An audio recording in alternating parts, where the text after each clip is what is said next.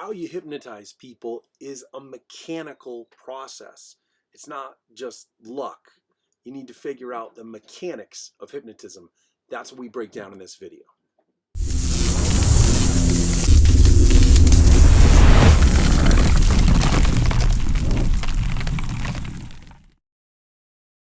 Inductions are either built on the idea of absorption, that we want to get people absorbed into a process.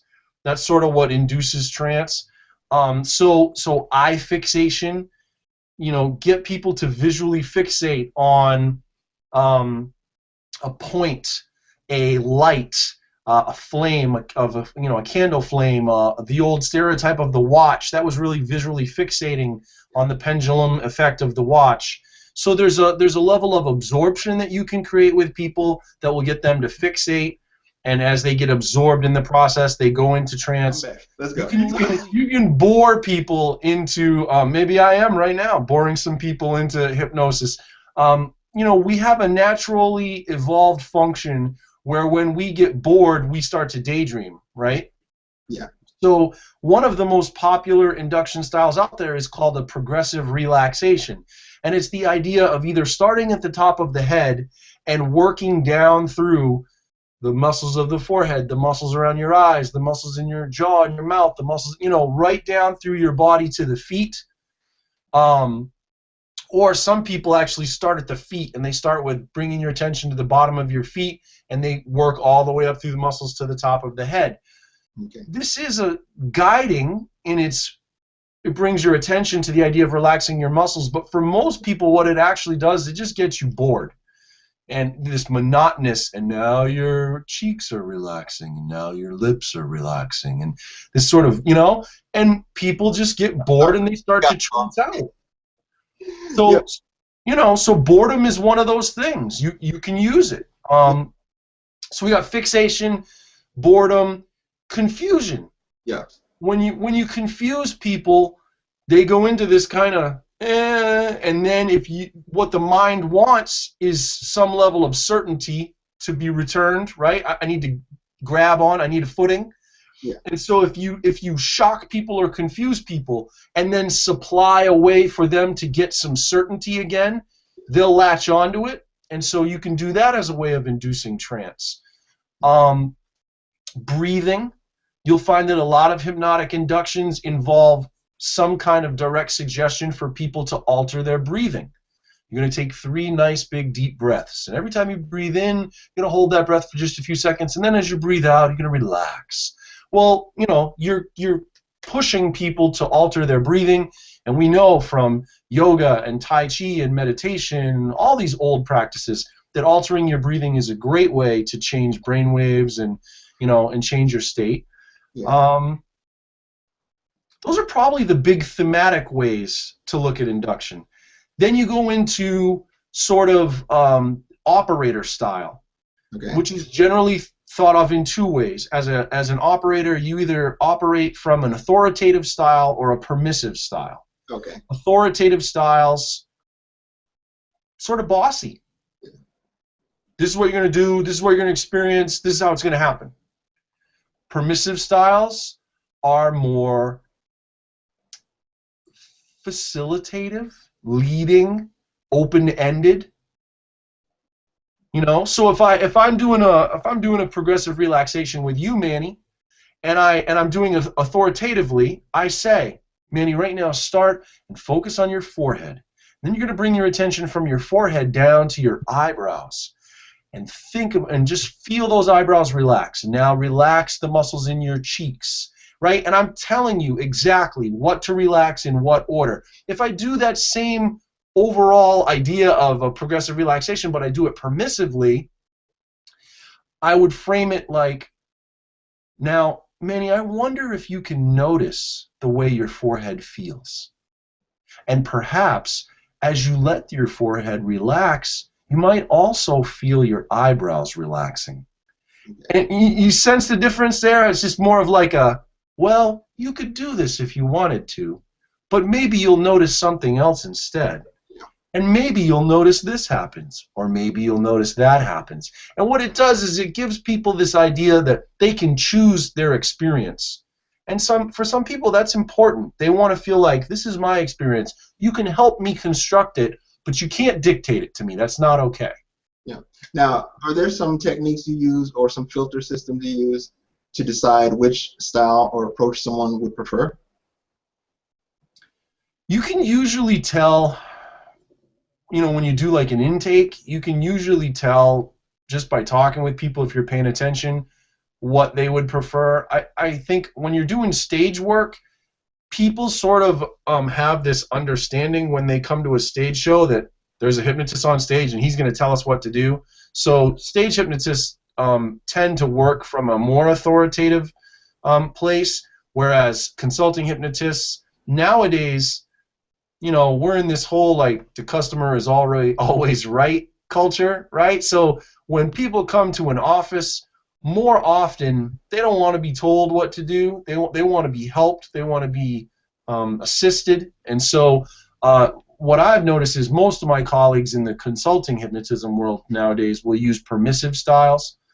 But you can always, I've had a couple people before when I've talked about it say, I just ask them, like, would you rather be told how your experience should be?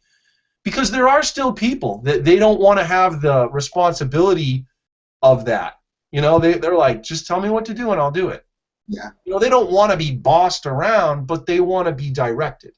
Yeah. So, there are still plenty of people that an authoritative style can be very useful for. Now, one thing I've also heard about is, as far as some people need to be induced with different levels of abstraction, whereas some people need the concrete instructions, and some other people need almost a set of metaphors, a guided visualization of metaphors. And this goes back to what, we're always building on what we've said before, right? We've talked about this idea that you're always making meaning. And so that's that other thing of, regardless of what induction you choose, you have to also try to keep in mind how your use of that induction plays to the way that the person you're working with makes meaning. So again, some people literal concrete, and they just want to be told how this should work for them, and you're serving them well to do that. Other people like to be analytical and like to be metaphorical, and so they want to do a little more complex work. And some people don't know what they want. They really don't. Some people don't know what they want. They just want help, right? So they're not going to be able to tell you, oh, you should hypnotize me this way, or you should hypnotize me that way, and you're going to have to sort of try it. And if it doesn't work, you try it a different way. And I would even say that for people who are watching this video, in terms of self-hypnosis, we're framing most of what we talk about in this video for hetero-hypnosis, where you're hypnotizing someone, but that's very true of self-hypnosis as well. If you try self-hypnosis, you find an induction online, you find something that we've even recommended, and it doesn't work for you, that doesn't mean you can't be hypnotized. It might just mean you need a different approach, you need a different style. Guided visualization. Someone in the chat stream asked about guided visualization. Yeah, that's just visual suggestions is all that is. And if you're a primary visual processor, that's going to work really nicely for you. But to answer Zara's question, if you're more of a primary auditory or a primary kinesthetic processor, those folks don't like having I do this induction with people just for relaxation, where we go to the beach, and I say to people, do you like the beach? Because I don't want to do it with someone who almost drowned when they were 6 at the beach. Right? We don't want to revivify an experience like that unintentionally. So I said, do you enjoy the beach? Yes, I do. Now, just because they enjoy the beach doesn't mean they can visualize it. So what I tend to do to help them along is I have ocean sounds, waves and seagulls, right? I have that playing in the background, and I'm giving them visual imagery to imagine, and I'm giving them suggestions that are kinesthetic, about feeling the sand beneath their feet, feeling the waves lap up over their feet and then recede away, the vibration of the waves through the wet sand, all these different things, in the hopes that I've got it all covered, right? That I'm helping provide every experience that person could need, and the stuff they don't need, they just sort of ignore. If they're the visual person, then they can, see the color of the sand and the foam and and they'll put all that there. Maybe they're a kinesthetic person and they just want to feel the breeze coming in off the water and the sunshine on the side of their face that's turned to the sun, and they get into it that way. So, you try to think about how you can do that for people as much as possible. Yeah. Now, one thing I want to tie together from some of our neuroscience stuff, some of the previous videos, is the concept of being triggered into a trance. And you mentioned shock and awe situations. The main thing you said that resonated with me is that if someone is shocked, surprised, or some other way overwhelmed by some subconscious trigger or amount of subconscious trigger, they can go into trance. In that case, it would be a kind of trance known as schemata behavior or schema behavior, where you're running through scripts on autopilot that don't necessarily serve you best in that environment. So a large benefit of mindfulness and of hypnosis is that you're able to pull out of those scripted behaviors and develop options. So I think that's important to point out also, because in Myers-Briggs terminology, they call involuntary trances like that going into the grip or being beside yourself, is where you're using your less powerful functions, your subconscious functions, but at full volume. So you're not effective.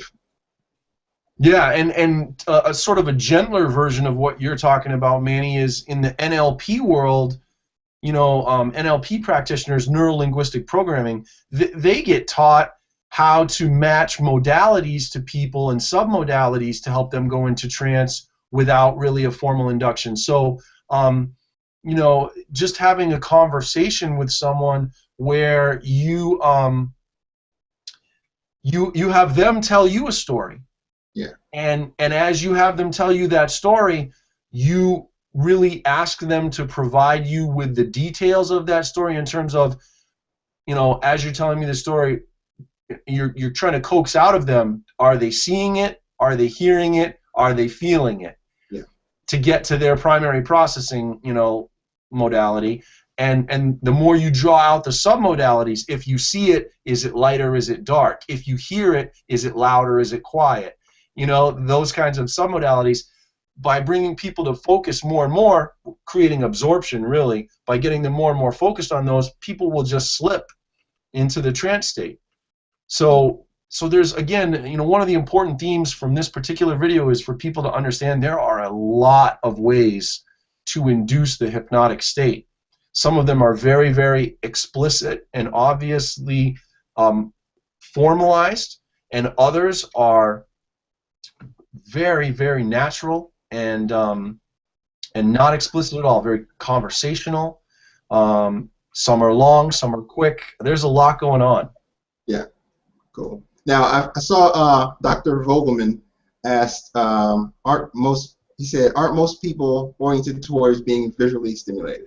Yes, absolutely. Which is why TV is what it is today. TV is the most hypnotic force on the planet. Radio was great when it came out, and we still enjoy listening to the radio today, but there's a reason that we're not all huddled around the radio listening to, stories being told over the radio. We're watching it on TV. We've got a lot of visual processing ability, and we like to do that. And those images get processed very, very quickly. We're just good at it, and so people can get a lot done with visual stuff. Hey, we want to help you learn as much as you want to learn about hypnotism. And so if there's questions you have, leave comments, and I'm happy to engage on those. Check out the rest of our videos and keep coming back and letting us know how we can help you learn about hypnotism and get the most out of this channel. Thanks so much for watching, and come back and visit us again.